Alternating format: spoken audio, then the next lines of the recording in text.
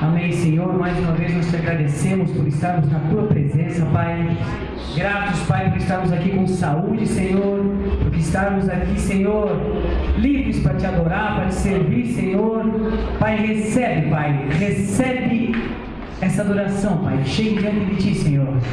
Uma oferta agradável a ti, Senhor. Em nome de Jesus. Amém. Irmãos, pode se sentar. Como o Paulo colocou, né?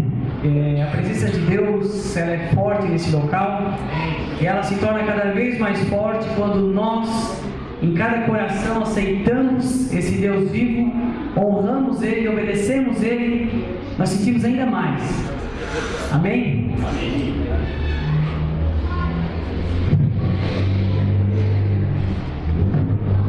E já que o Papa falou que a fé vem pelo ouvir, e ouvir a palavra de Deus, então nós vamos ler um texto e vamos ouvir um pouquinho do que Deus tem para nos falar nessa noite.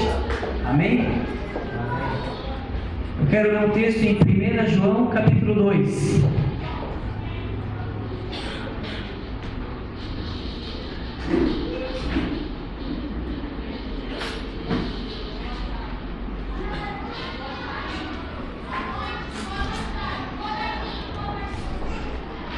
Pai querido, nesse momento, quero colocar cada coração aqui nessa tarde, Senhor.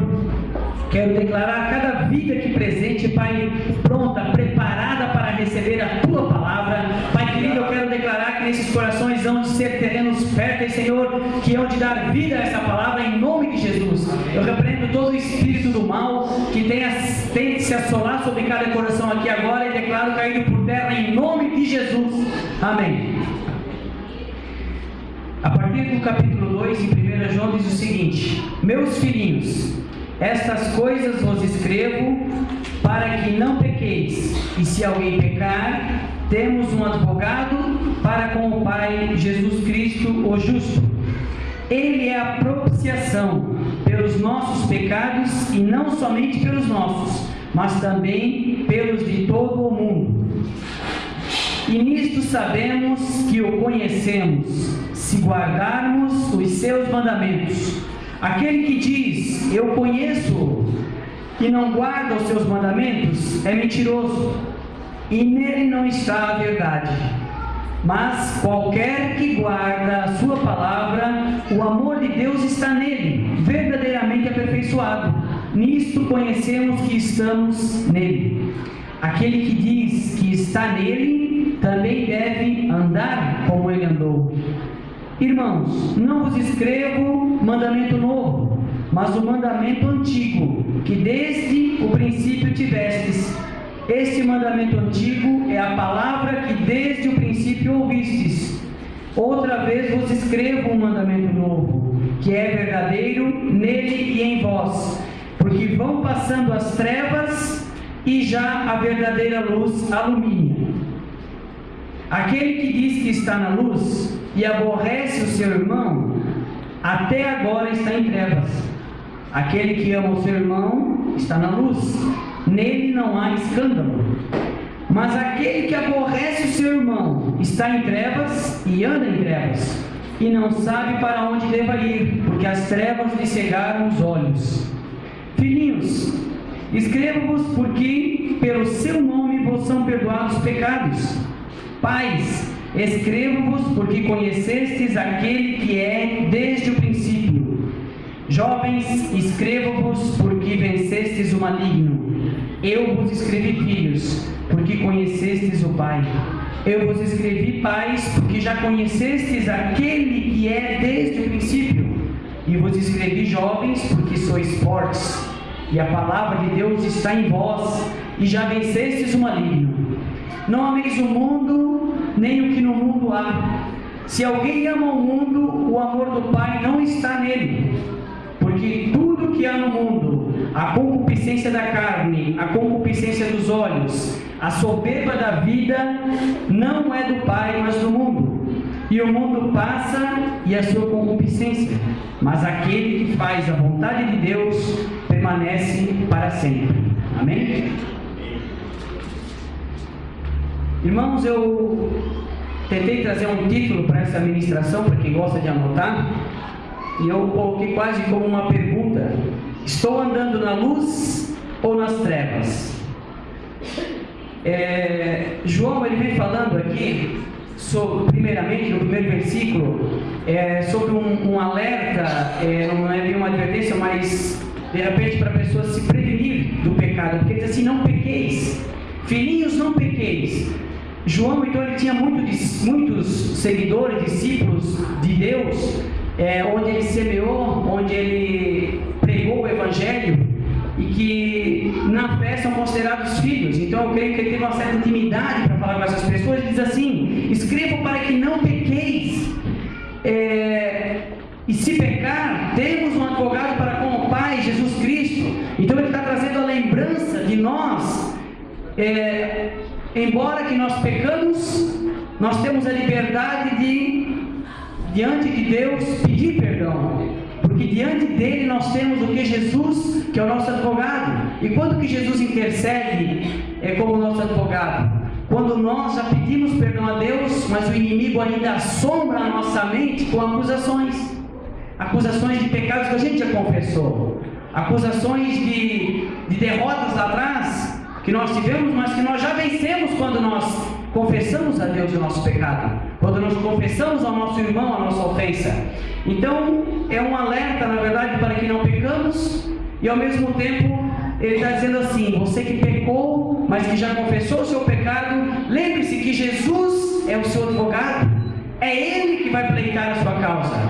E contra uma causa que já foi perdoada, não existe um tribunal, não existe um julgamento, mas o diabo veio para nos julgar, veio para matar, para roubar, para destruir.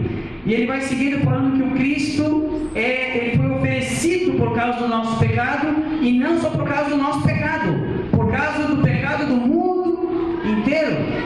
Então ele vem falando aqui em diferentes pecados que a gente sozinho não vai conseguir cometer todos, erros que nós não vamos conseguir cometê-los todos sozinhos. Amém? E vem falando que sabemos que o conhecemos se guardamos os seus mandamentos. Então o que Deus está falando aqui? Que se eu conheço Ele, eu começo a me relacionar com Ele, não tem como nascer dentro de mim um desejo profundo de conhecer a vontade dEle. Porque se eu conheço Ele, eu quero andar com Ele, eu quero saber qual é a vontade dEle para poder agradar Ele em todos os aspectos da minha vida. Se eu verdadeiramente me entrego ao Senhor Jesus, eu digo: Jesus, o que Tu queres que eu faça? Eu já não digo mais: Jesus, me abençoa, Jesus, eu preciso disso, daquilo. Não, eu quero conhecê-lo, eu quero vivenciá-lo, eu quero ter o prazer de Ele lá dos céus olhar para mim e dizer: eis ali o meu filho, a quem eu tenho prazer. Eu só vou descobrir isso se eu buscar. Então quando fala, se o conhecemos, guardamos os seus mandamentos. E não tem, gente, maneira melhor do que agradar a Deus, do que obedecer, ser obediente e seguir os seus mandamentos. Estabelecer um padrão de intimidade com Ele, dizer: Deus, é assim, eu vou fazer assim, eu fazia desse jeito, mas é de outro, eu vou fazer de outro. Então quando eu procuro conhecer a Deus, automaticamente eu quero obedecer a Deus. E parte do meu coração, quando o meu coração realmente está rendido a Deus, eu me disponho a abrir mão de muitas coisas que eu fazia, e agora eu já não quero mais, e outras que eu não fazia, eu procuro fazê-las, mas tudo com o intuito de me aproximar de Deus. E aí ele diz assim, as Escrituras vai falando assim: aquele que diz eu conheço, mas não guarda os mandamentos, ele é o quê? A Bíblia fala: mentiroso. Então aquele que diz eu conheço, a pessoa que conhece, a pessoa que guarda os seus mandamentos, ela começa a andar segundo o coração de Deus. E quando ela anda segundo o coração de Deus, você não precisa dizer nada para ninguém. As pessoas enxergam na tua vida, na tua atitude, um coração segundo o coração de Deus, uma vida segundo a vida de Deus, uma revelação que vem direto do coração de Deus. Elas percebem isso na tua vida. Mas quando a gente não tem uma vida totalmente reta, irmãos, a gente tem o quê? Que se a pessoa se diz eu conheço, a gente tem que se justificar. A gente precisa justificar. Ah, mas o irmão vai na igreja? Sim, eu vou em tal ministério, eu conheço isso, conheço aquilo. Mas a Bíblia fala que diz que aquele que conhece e não pratica, ou aquele que conhece e não guarda os mandamentos, ele é o quê? Mentiroso. Então, irmãos, quando o apóstolo Paulo fala em prosseguindo em conhecer a Deus, aquela coisa toda, o que ele está dizendo? Que é uma busca constante, que por mais que eu saiba, por mais que eu tenha uma faculdade de teologia, um seminário de tantos anos, eu nunca vou concluir essa questão de conhecer a Deus, essa questão de buscar a Deus. Aí eu pergunto, estou andando em trevas ou estou andando na luz? Estou andando na luz ou estou andando nas trevas? Quando eu tenho que me justificar e não estou praticando, estou andando aonde? Nas trevas. E a Bíblia não está falando aqui, não, no irmãozinho que nunca veio para a igreja, que não pratica de igreja nenhuma, que não tem um hábito de ter uma oração com Deus. Não, ele está falando de pessoas dentro da igreja, pessoas que já estão há um certo tempo na igreja. Amém? Mas qualquer que guarda a sua palavra, o amor de Deus está nele, verdadeiramente aperfeiçoado. Nisto conhecemos que estamos nele. Aquele que diz que está nele também deve andar como ele andou. Então, irmãos, quem conhece a Deus, procura seguir os seus mandamentos, obedecer os seus estatutos, e automaticamente ele é convidado a andar, deve andar como ele andou. Não quer dizer que para eu seguir Jesus eu vou ter que escolher 12 cabras, 12 pessoas aí, né?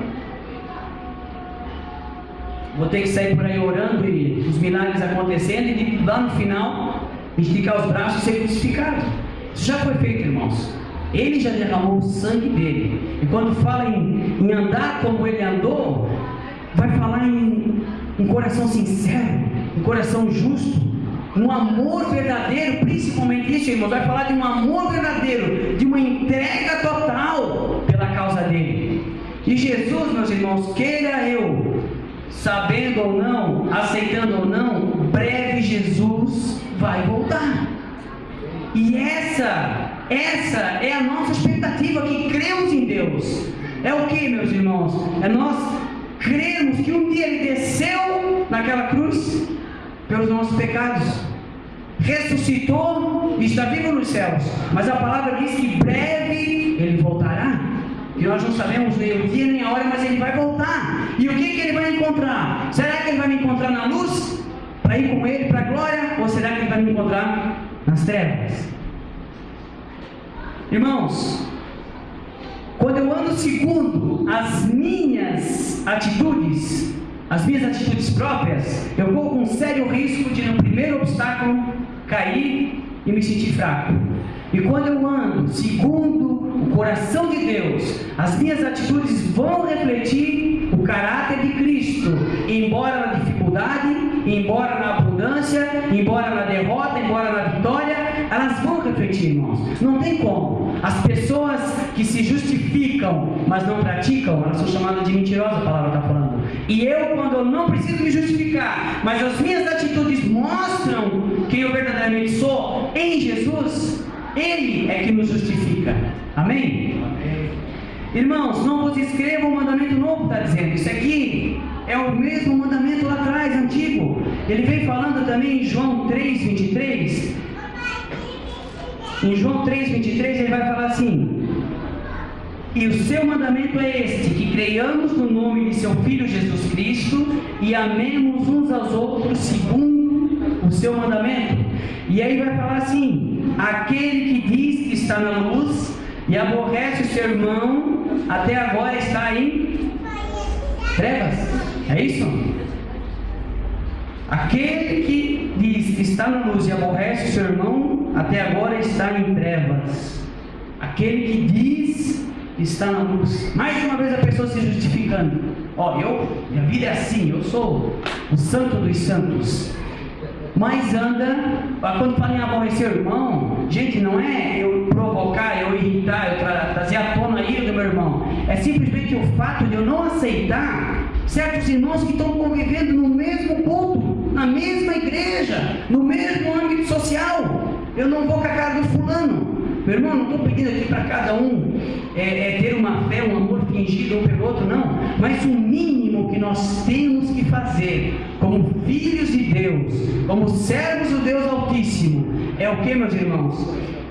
É trazer para dentro do nosso lar, para dentro da nossa casa, uma harmonia, gente. E muitas vezes se aborrecer é uma atitude, é uma palavra de ofensa, é alguma coisa que deixa o irmão triste.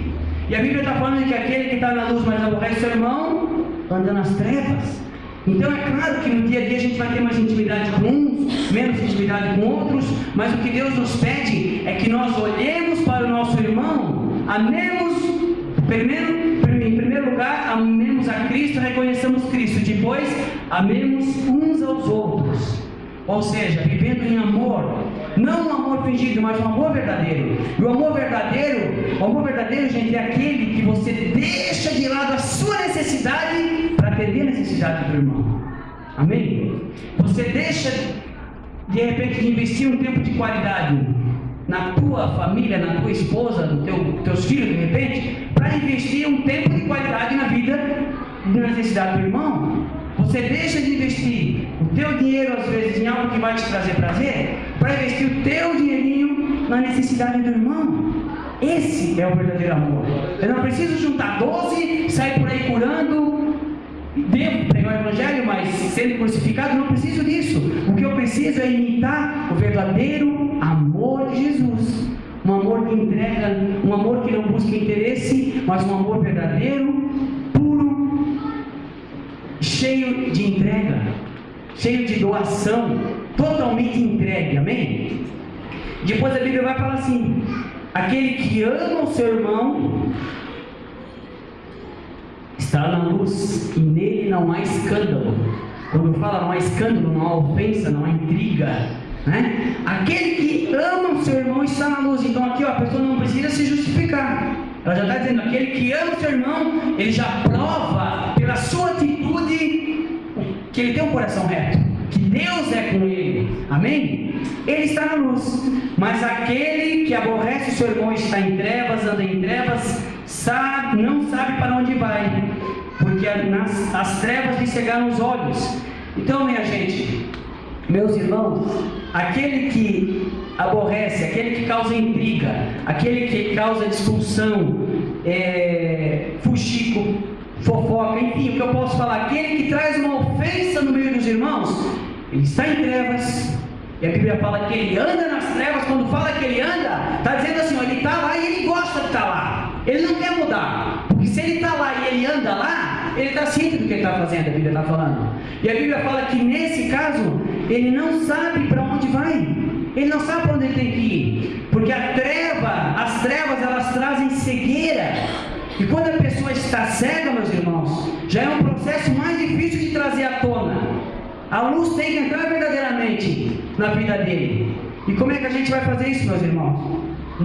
Muitas vezes, nós temos que amar incondicionalmente, mas de uma forma verdadeira, não da boca para fora, do coração para dentro. Nós não temos que expressar externamente o nosso sentimento, mas tem que vir do profundo, porque a Bíblia é clara. Quem aborrece seu irmão está nas trevas, anda nas trevas, é cego, não sabe para onde vai. Mas quem faz a perfeita vontade de Deus tem uma certeza de ir para a glória um dia. Essa tem que ser a nossa alegria. Nós sabemos para onde vamos. Nós que não estamos cegos, não andamos nas trevas e não estamos nas trevas, nós sabemos para onde nós vamos. Nós vamos para a glória. Nós vamos para a glória. No nosso lar a harmonia, a paz, a alegria, a fogo de Deus. E nós precisamos ser assim. Nós precisamos buscar ser assim, gente. Nós temos que deixar de lado muitas vezes o nosso mundinho que nós vivemos até hoje, para nós podermos dar um passo diante de Deus, para receber as promessas que Ele tem para nós. Quantas promessas nós temos recebido? O quanto que tem se cumprido nas nossas vidas, meus irmãos? Será que as nossas atitudes não têm travado no reino espiritual uma batalha que nós mesmos não estamos nos deixando livres para receber de Deus? Por pequenas intrigas, por pequenas poucas palavras ditas, ofensas, enfim. Mas depois a palavra de Deus vai seguindo assim, irmãos, dizendo: filhinhos, escrevo pelo seu nome, vossos são perdoados os pecados. Pais, escrevo porque conhecestes aquele que é desde o princípio. Jovens, escrevo porque vencestes o maligno. Eu vos escrevi, filhos, porque conhecestes o Pai. Vos escrevi, pais, porque já conhecestes aquele que é desde o princípio. Vos escrevi, jovens, porque sois fortes, a palavra de Deus está em vós, e já vencestes o maligno. Ele vem falar aqui, gente, de três classes que se encontram dentro da nossa igreja: os filhinhos, os jovens e os pais. Ela vem falar assim, ó: filhinhos, escrevo-vos porque os vossos pecados estão perdoados. Quando Paulo falou desse cego que chegou diante de Deus, diante de Jesus, Jesus fala: filho, teus pecados estão perdoados. Mas o que tu queres que eu te faça? Então é a primeira palavra que Deus nos traz. A primeira necessidade é nós termos os nossos pecados perdoados, para ficar livre de toda condenação, para ficar livre de toda legalidade, para começar a ter uma aliança eterna com o Deus vivo, com Jesus. Os nossos pecados são perdoados. Que quando Deus está falando isso, Ele está dizendo que eu estou entendendo que aquele sangue que foi derramado na cruz foi por causa do meu pecado. Então Ele está falando: filhinhos, os vossos pecados estão perdoados. Depois Ele vai falar também: porque conhecestes o Pai. E nós só podemos ter os nossos pecados perdoados quando nós entendemos o sacrifício de Jesus. Amém? Depois Ele vai falar: jovens, porque vencestes o maligno, sois fortes, a palavra de Deus está em vós. E o que Ele está dizendo? Jovens, Ele está dizendo aquela pessoa que ela já não está mais no início da caminhada cristã, não está mais no comecinho da caminhada, ela já está seguindo.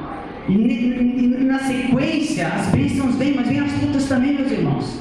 E ela está dizendo assim: você é jovem porque você é forte, porque à medida que Deus permite a luta, Ele permite também a força para que nós venhamos a obter êxito e vitória sobre os inimigos. Amém? Então nós somos jovens porque somos fortes, porque conhecemos a palavra de Deus, porque ela está em nós e nós vencemos o maligno. A palavra fala amém? Amém. E depois também Ele vai falar: pais, vos escrevi porque já conhecestes aquele que é desde o princípio. E Ele vai estar falando assim: pais, você que já caminhou, que já teve o pecado perdoado, que já teve muita luta e muita vitória na minha casa, a você eu escrevo porque você me conhece desde o princípio. Então Ele está falando aqui de um grupo de pessoas que já estão um pouquinho mais à frente na caminhada, que já tiveram muito mais batalhas travadas. De repente tu vai abrir o coração para falar de um problema e diz: não, mas eu já venci isso. Meu irmão, faz assim, eu já venci. Amém? Então aqui, meus irmãos, independente da classe que nós nos encontramos, para nós, Deus, Ele está dizendo o seguinte: Ele vai seguir falando assim: não ameis o mundo, nem o que no mundo há. Se alguém ama o mundo, o amor do Pai não está nele. E Deus vai seguir falando: porque tudo que há no mundo, Ele vai falar de 3 coisas que há no mundo: concupiscência da carne, concupiscência dos olhos e soberba da vida. Não é do Pai, mas é do mundo. E essas três formas, essas 3 palavras que Deus coloca aqui, que estão no mundo, Ele vem falar assim: porque tudo que há no mundo, mundo lá fora, enfim, o mundo aqui dentro, Deus está falando assim, ó, o mundo dentro de nós, dentro do nosso coração, está falando a concupiscência da carne, que é o desejo da carne, a concupiscência dos olhos, aquilo que os olhos veem, e nasce um desejo, nasce uma intenção. E vem falar também sobre a soberba da vida. São 3 áreas, a gente pode dizer assim, que a gente é tentado a pecar pelo inimigo. 3 aspectos que o inimigo vai tentar pegar tanto os filhinhos, como os jovens, como os pais. De que forma? Concupiscência da carne, o desejo da carne, o desejo do corpo humano através da fome, através de adquirir algo, enfim. A concupiscência dos olhos, o desejo, a visão, a aparência bonita. Esse pecado ele pode vir em forma de adquirir algo que não é santo. Ele pode vir através de uma tentação que vai levar a um adultério. Ele pode vir só pela visão. Jesus vem falando que aquele que olhar e teve a intenção no coração, ele já pecou, ele já adulterou. E depois ele vai falar também sobre a soberba. A soberba, o que é, meus irmãos? A soberba, a gente pode chamar assim de um orgulho pelas coisas da vida, pelas coisas materiais. Um orgulho onde você se coloca um pouco acima das pessoas, porque você tem uma condição melhor, ou porque você tem uma casa, um carro melhor, uma roupa melhor, enfim. A soberba. Deus fala, a palavra fala que Deus não resiste a um coração contrito, a um coração quebrantado. Mas a palavra também fala, irmãos, que Ele resiste ao soberbo. Ele resiste ao soberbo. Então, o desejo da carne é difícil de vencer, difícil a tentação, meus irmãos. Precisamos vencer. A concupiscência dos olhos, o desejo dos olhos, da visão é difícil, mas precisamos vencer. Mas a soberba, meus irmãos, a soberba, a pessoa que é soberba, só ela mesmo consegue transformar essa soberba em uma rendição, em uma entrega verdadeira a Deus. Então, essas três áreas que nós somos tentados, a Bíblia fala também que lá no princípio, no jardim do Éden, a serpente tentou a Eva dessa forma também. Em Gênesis, acho que capítulo 3, versículo 6. Vamos falar um pouquinho dessas três áreas aqui.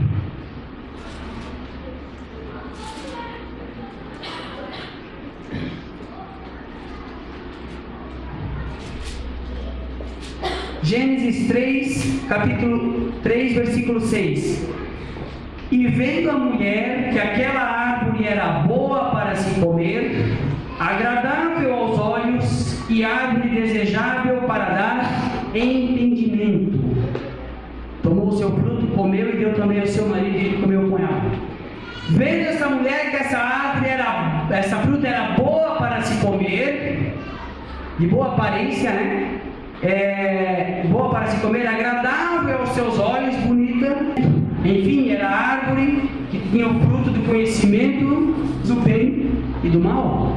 Então, ela teve a concupiscência da carne, ela desejou pelos olhos e ela comeu, porque ela disse a questão da soberba, né? Se eu comer, eu vou ser igual a Deus, eu vou saber o que é certo, o que é errado, e daqui para frente eu me igualo a Deus.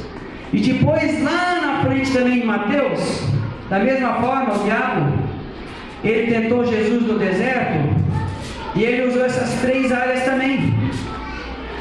Mateus 4, versículo 1, vou ler um pedacinho aqui para vocês, 1 ao 11. Então foi conduzido Jesus pelo Espírito ao deserto para ser tentado pelo diabo. E tendo jejuado 40 dias e 40 noites, depois teve fome. E chegando-se a ele o tentador disse: se tu és filho de Deus, manda que essas pedras se tornem pães. E respondendo, disse: está escrito, nem só de pão viverá o homem, mas de toda a palavra que sai da boca de Deus. Aleluia! Então o diabo transportou a cidade santa, colocou sobre o pináculo do templo e disse-lhe: se tu és filho de Deus, lança-te daqui abaixo, porque está escrito: aos seus anjos dará ordens a teu respeito, e tomar-te-ão nas mãos, para que nunca tropeces em alguma pedra. Disse-lhe Jesus: também está escrito: não tentarás o Senhor teu Deus. E novamente o transportou o diabo a um monte muito alto, e mostrou-lhe todos os reinos do mundo e a glória deles, e disse-lhe: tudo isso te darei, se prostrado me adorares. Então disse Jesus: vai-te, Satanás, porque está escrito: ao Senhor teu Deus adorarás, e só a Ele servirás. Então o diabo o deixou, e eis que chegaram os anjos e o serviram. Jesus teve fome, e a primeira estratégia do diabo foi o quê? A concupiscência da carne, o desejo, a necessidade de se alimentar. 40 dias e 40 noites de jejum, ele teve fome. Então o diabo disse: transforma essas pedras em pão. Mas Jesus: não só de pão viverá o homem. E depois o diabo vai lá e mostra, leva Jesus a um ponto alto da cidade santa, e mostra toda a cidade santa, a Jerusalém, onde Jesus tinha que cumprir o seu propósito. Ele tem que cumprir o propósito dele ali. E o diabo, ele usa a palavra de Deus e diz assim: está escrito, os anjos se jogam daqui para baixo, porque está escrito que aos anjos dará ordem ao teu respeito, e tornarão pelas mãos, para que nunca tropece em pedra alguma. O diabo, muitas vezes, ele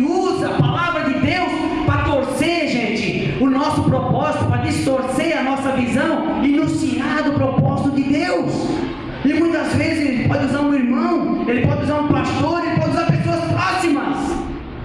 Mas quando nós temos o nosso coração em Deus, quando nós andamos na luz, nós refletimos a imagem do Deus vivo em nossas vidas, e nós não somos confundidos, amém?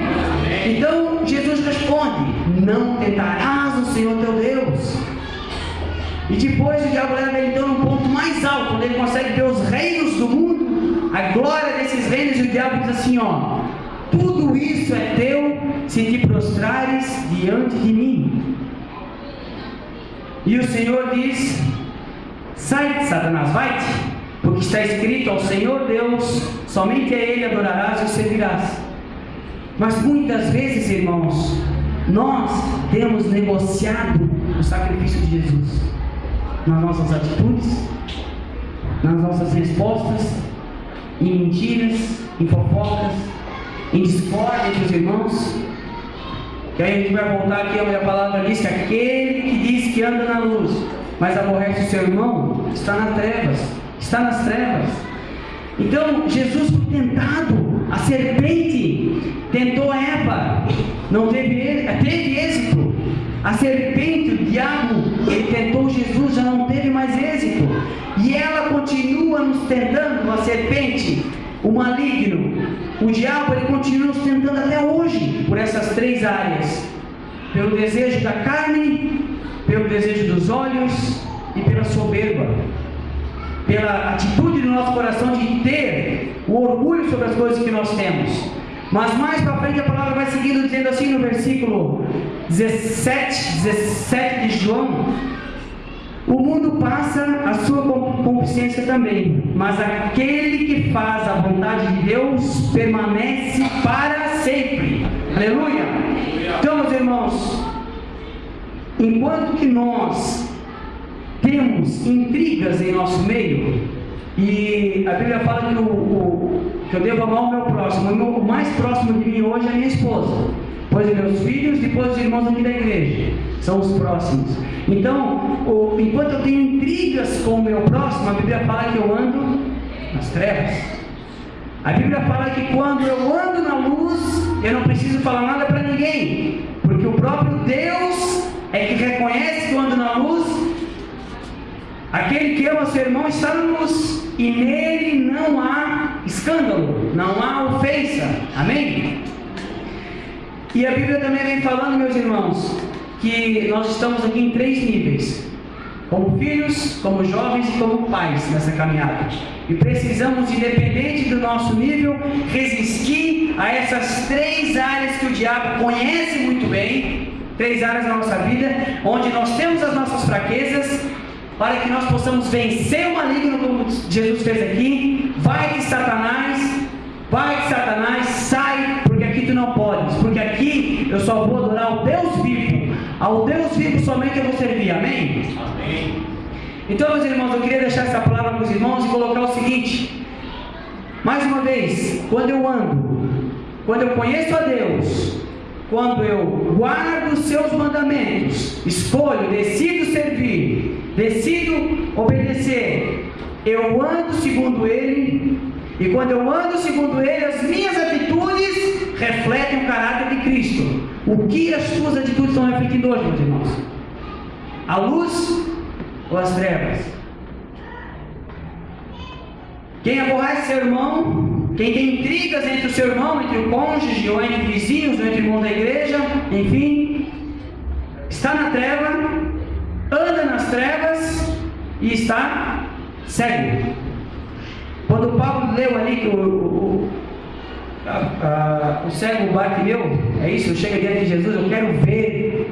Quantos que estão na cegueira, mas não querem ver? Irmãos, eles sabem que estão cegos, mas aceitam a sua condição de cego e não tomam posição.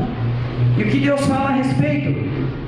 Que essas pessoas, elas não sabem para onde vão, não sabem para onde ir. Vai para um lado, vai para o outro, está numa igreja, vai para outra, sai da outra, vai para outra. Porque muitas vezes pequenas coisas não resolvidas lá atrás entre os irmãos trazem sobre a sua vida uma condenação, trazem um peso, trazem as trevas. Amém? Mais uma vez, nós sabemos para onde nós vamos, meus irmãos.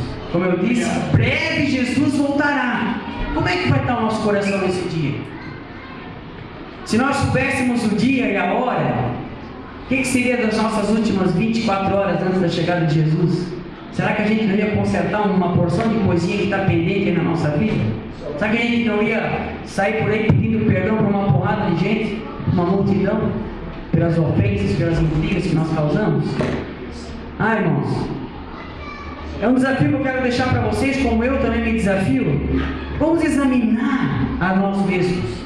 Vamos nos examinar. Vamos pedir a Deus força. Vamos pedir ao Espírito Santo que Ele abra o nosso entendimento, para que Ele venha nos revelar no profundo que as pessoas que a gente ofendeu, mesmo inconscientemente, que Ele venha nos revelar, para que a gente possa se dirigir a essas pessoas e pedir perdão, para que a gente possa exercer o verdadeiro amor na nossa caminhada cristã, esse amor que se entrega pela necessidade do irmão, esse amor que não tem interesse, esse amor que não negocia, mas esse amor que investe tempo e dinheiro na necessidade do irmão, que não olha mais para si mesmo, mas olha para o irmão. Esse é o verdadeiro amor. Esse é o verdadeiro amor. E é dessa forma que nós somos vistos andando na luz. É dessa forma que Deus olha lá de cima e diz: eis ali o meu filho amado, a qual eu tenho muito prazer, a qual me busca, a qual lê a minha palavra, a qual pratica os meus mandamentos. Amém? Não ameis o mundo passa, mas aquele que faz a vontade de Deus permanece. Permanece, meus irmãos. E permanece por um tempo? Não, permanece para uma eternidade, permanece por uma vida toda, porque a nossa vida ela passa muito rápido, meus irmãos. Ela passa muito rápido. Quando a gente olha para trás, às vezes a gente não se dá conta de como os anos se passaram. Mas a Bíblia vem falar também que no céu há um livro da vida, onde os nossos nomes estão escritos para a salvação, para as bodas do Cordeiro. Amém? E nós precisamos, irmãos, nos deixar levar por Deus e começar a entrar em lugares que a gente não entrou ainda diante de Deus, começar a buscar o secreto de Deus. E como é que nós vamos fazer isso? Nós temos intrigas no nosso meio. Como é que nós vamos dar um passo a mais em Deus se nós não conseguimos perdoar o irmãozinho do nosso lado? Como é que nós vamos prosseguir em conhecer a Deus, como Paulo vem falando, se eu ainda mantenho o meu orgulho, a minha soberba? Porque eu me redimi, aí também não. Eu me humilhar, também não. Meus irmãos, nós somos chamados para ser crucificados com Jesus. Fomos chamados para isso. E muitas vezes nós não entendemos, porque nós somos tão abençoados por Deus, tão abençoados, que a nossa mente ela distorce um pouquinho o verdadeiro propósito de Deus nas nossas vidas, quando nós somos muito abençoados, porque às vezes nós adquirimos bens e posses, e a soberba cresce no nosso coração e diz: glórias a Deus porque eu tenho, porque Deus me dá condição, mas nós não olhamos para a condição do nosso irmão, que nada tem, nada pode. E nós também não abrimos mão do que temos para que o nosso irmão tenha. E cada vez que nós estamos fazendo assim, nós estamos criando uma raiz de soberba no coração. Cada vez que o meu orgulho cresce ao meu coração, eu afasto a presença de Deus e atraio a presença das trevas, irmãos.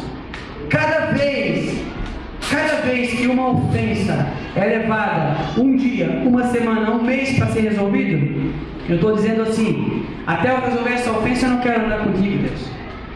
Até eu não perdoar meu irmão lá, dá um tempo, Deus, para mim, eu dou um tempo para ti, eu sigo do meu jeito, tudo do teu jeito e boa. É dessa forma, gente. Nós precisamos morrer um pouco mais, como diz o pastor Luiz Emílio. Nós precisamos morrer um pouco mais. E quando ele fala em morrer, quando eu falo em morrer, eu digo morrer para as minhas vontades, morrer para os meus desejos, morrer para a minha vida tranquila, começar a travar batalhas. Batalhas para mim, não mais. batalhas em prol da necessidade do meu irmão, porque aquele que faz a vontade do Pai, ele vive segundo os mandamentos do Pai. E a vontade do Pai é o quê? Que nós amemos a Cristo e amemos uns aos outros como Ele nos amou. E como é que eu vou amar o meu irmão se eu vejo a necessidade na vida dele, tendo eu disposição para ajudar e não ajudo? Que tipo de amor é esse, meus irmãos? Que tipo de amor é esse que não custa um sacrifício, que não tem como custo o dinheiro, o tempo, não custa nada? Será que esse sacrifício agrada a Deus? Será que Deus recebe quando eu dou aquilo que me sobra? Quando eu oferto aquilo que me sobra? Será que isso agrada a Deus? Irmãos, todos os aspectos da nossa vida, eles se resumem em o que? Em amar a Deus, em amar o meu próximo. A Bíblia fala também como a mim mesmo. Tudo se resume no amor. Tudo no amor.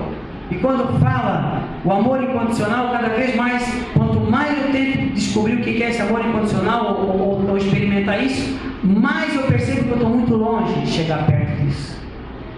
Mais as verdades vão entrando no meu coração, eu vou dizendo: Deus, como eu preciso mudar? Deus, puxa vida, mas isso tempo todo perdido. Mas eu sabendo que amanhã Jesus voltaria, se eu soubesse que amanhã fosse amanhã, eu faria hoje diferente. Eu faria tudo diferente. Tudo. Então eu gostaria, meus irmãos, de encerrar. Gostaria de pedir que o pastor Fred e a Rosane estivessem à frente. E gostaria assim, quem sentir no coração, e quem não sentir também, eu gostaria que viesse. Gostaria que todos os casais, ou jovens, enfim, da igreja, chegassem diante do pastor Fred e da pastora Rosane, que eles pudessem estar orando pelas nossas vidas, nos fortalecendo espiritualmente, para que nós, nessas batalhas travadas pelo inimigo, nesses 3 aspectos de tentações, concupiscência da carne, dos olhos e a soberba, para que nós venhamos a ter êxito, a vencer. Amém? Abre o seu coração, meu irmão, que vai sair revelação, vai sair cura, vai sair milagre.